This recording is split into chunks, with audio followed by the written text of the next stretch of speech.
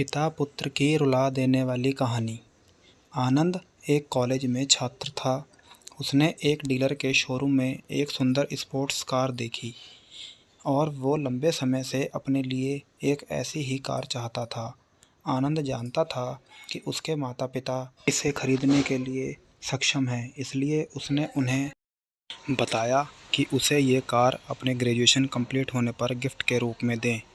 देखते ही देखते वो दिन भी आ गया और पिता ने जेम्स को अपने निजी कार्यालय में बुलाया। उन्होंने उससे कहा कि मुझे तुम्हारे जैसे अच्छे बेटे पर बहुत गर्व है। उन्होंने उसे बताया कि वह उससे कितना प्यार करता है और उसे एक प्यारा रैपर से लिपटा हुआ उपहार दिया।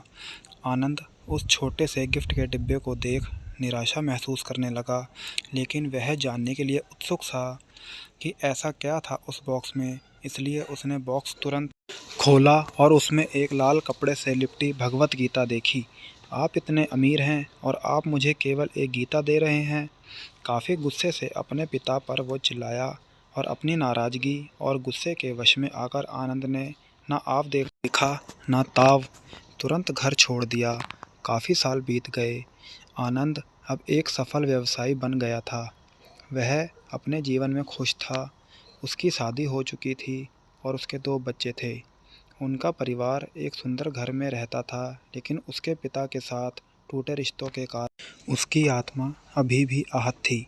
आनंद अपने पिता का घर छोड़ने के बाद कभी भी उनसे नहीं मिला था।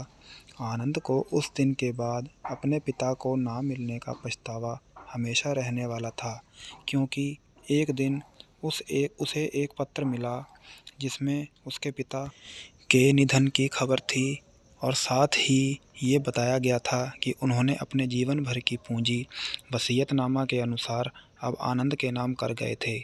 अपने पिता की सारी संपत्ति विरासत में मिली। तब आनंद अपने पिता के घर पहुंचा और कुछ महत्वपूर्ण कागज़ की तलाश करने लगा और गलती से उसे वही भगवत गीता का उपहार लिपटा हुआ मिला, जिसे देख उसे फिर उसी उदासी का एहसास हुआ।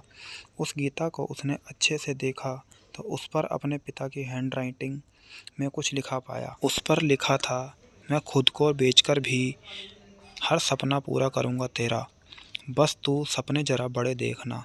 ये बोल रहा बाप नहीं, जिंदगी का सबसे पहला दोस्त है तेरा।